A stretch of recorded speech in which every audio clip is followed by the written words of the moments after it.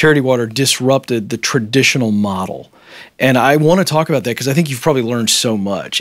What else, if there is anything else that you disrupted, I'd love to hear you share that. And then on top of that, take it away, just keep going. What were the emotions? Were there hurdles, emotional hurdles? Was there fear, concern about disrupting? Or was it, hey, you know what? It's just as simple as that made me feel this way, and let's just do it this way. I'm just curious what your history and your experience was with disruption. At the very beginning, so if we rewind 12 years, one of the things, on paper, I was uniquely unqualified to ever start a charity, to ever make any sort of impact. I had no experience. I'd never worked at a charity before. I had no institutional knowledge. 12 years later, looking back, in some ways, I was uniquely qualified for those very same reasons. And what I was doing is I was just doing focus groups. I was out talking to, I was 30, broke, I'd come back from Africa and I was living on a friend's closet floor, and he had taken me in his Soho loft in New York City. I was just out there trying to see this vision of a world where every human had clean water, where everybody had their most basic need for health and for life met. But just talking to everyday people about giving, I realized there was this cynicism, there was this skepticism. People didn't trust charities. And I started asking them, well, what would make you trust? If we had a blank sheet of paper, what would the perfect charity look like? What would you want? What would the values be? What would that giving experience look, and what would it feel like? And from those focus groups, the pillars all came together, the 100% model. People wanted to know where 100% of their money went. And some of them were even okay for 100% of it going to overhead, but they just wanted to know exactly where their money would go. And the second, the proof pillar, what did my money do? Did it affect any change in the world? Did something actually happen? This idea of a charity speaking to people and building an epic and imaginative and inspiring brand that was not shame-based or guilt-based, but it was an invitation to a party, to this amazing thing.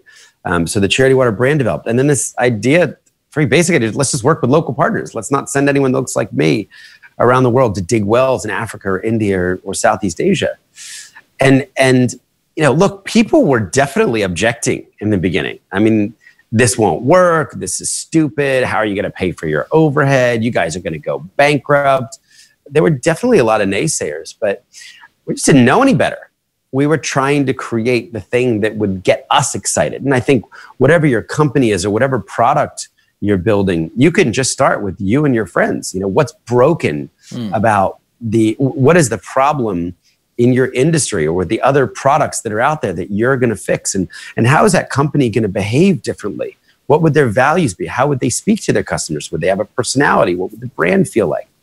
So we just kind of ignored everybody. We ignored all the naysayers in the beginning. And, packaging these things together, they worked. I mean, I remember people early on saying this is the first charitable gift they had ever given in their life.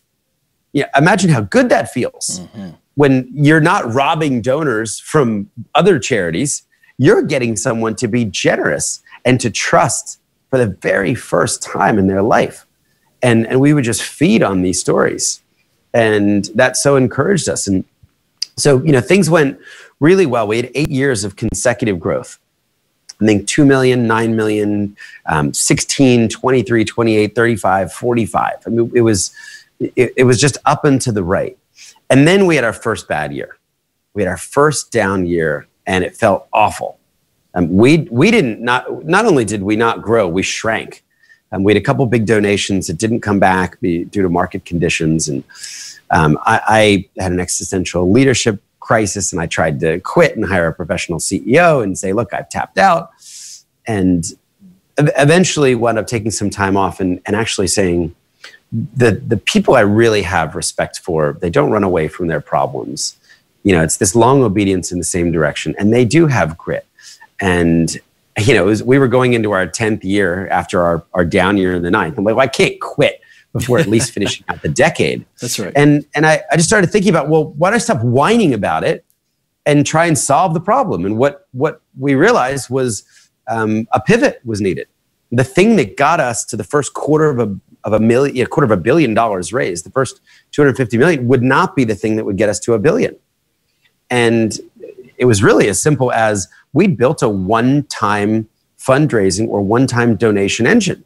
The birthdays were great, but people only did one birthday. A kid would only donate one birthday. So we had to keep getting new people time in and time again. So at 10 years, we pivoted to a subscription model, the Netflix or the HBO or the Spotify model. And that then drove 40% growth the next year and 40% growth this year. And it was just this, I think this willingness to scrap something that had been working. I mean, imagine just killing the product that you raised $60 million and that people knew you for and saying, okay, we're going to try something completely different. We're going to take a risk. And it's, that's what I'm so proud of, is just the people that work here, the spirit and the culture of innovation, being willing to scrap the old and try the new. And it doesn't always work. We've definitely done some things that haven't worked, that haven't resonated.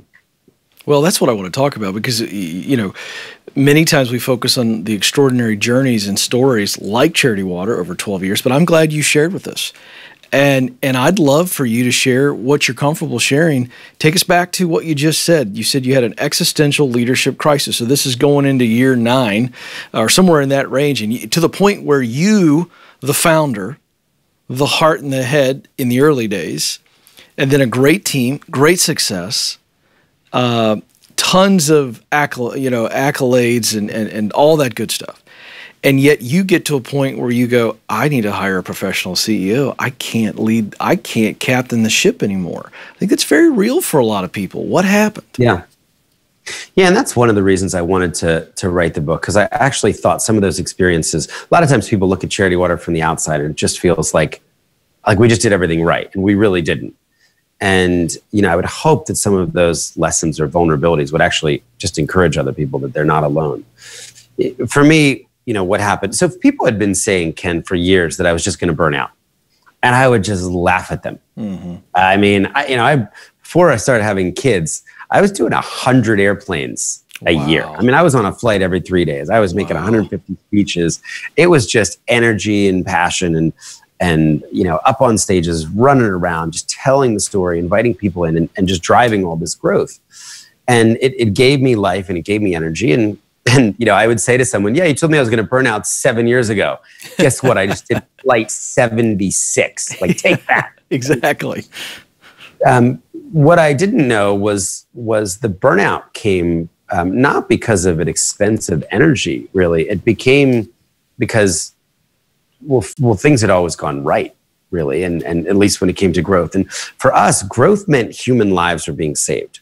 So I think for a lot of companies, right, you could have a down year and say, all right, I'm rich enough, so I'm not going to go buy the, big vacation house, or, we're not going to, I don't know, fly private on our vacation this year. It's a leaner year. For us, it's lives saved.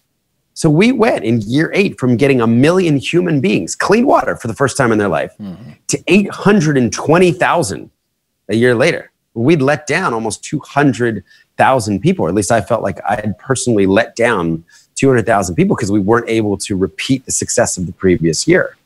So this, raising more money doesn't mean I live in a nicer apartment or, drive a nicer car. It just means people stop dying. Yeah. So the stakes felt a lot higher. And what I realized was that so much of my identity was in the numbers, was in the success of Charity Water. And as long as Charity Water was succeeding, I was succeeding. Mm-hmm. But when we didn't, I wasn't.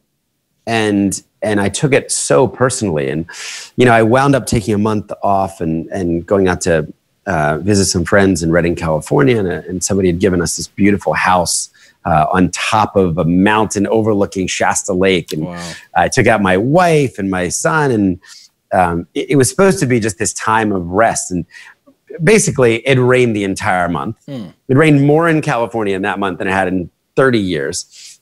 The house was so high, we were in our own weather system. So for us, it was actually hail. I couldn't see the lake. The house starts leaking, so we're running around with pots and pans. I mean, it was like a metaphor for the period of my life. Surrounded in clouds and darkness and hail and dampness. But I used that time to kind of pick myself up. And I remember having a conversation with my dad. And he's like, Scott, if no one has ever told you, like, not everything goes up and to the right, like your whole life. Like, I was in business for 30 years. You don't grow 30 years in a row. It's just, you have good years, you have bad years. You know, even if you just Google business S-curves, right? There's times when you need to keep reinventing yourself to get that next growth curve, or you die. There are plenty of companies that just go extinct because they never do that. So I realized, okay, well, this is unhealthy, that so much of my identity is just in Charity Water's numbers. And, I'm a husband, I'm a father, I have a lot of other things beside just Charity Water. And then I came back and I think I just said, look, I've got to go. Let me try and solve this problem and see if I can get us growing again. And then also let me configure my role in the organization. I had an amazing COO that I promoted who'd been with us for 5 years at the point, and started trying to do less of the things that robbed me of life, less of the things that frankly I was bad at, and more of the things that gave me life, more of the invention and the innovation and the storytelling. And it took off from there. And we're a couple years later, we're going to be double where we were at that year.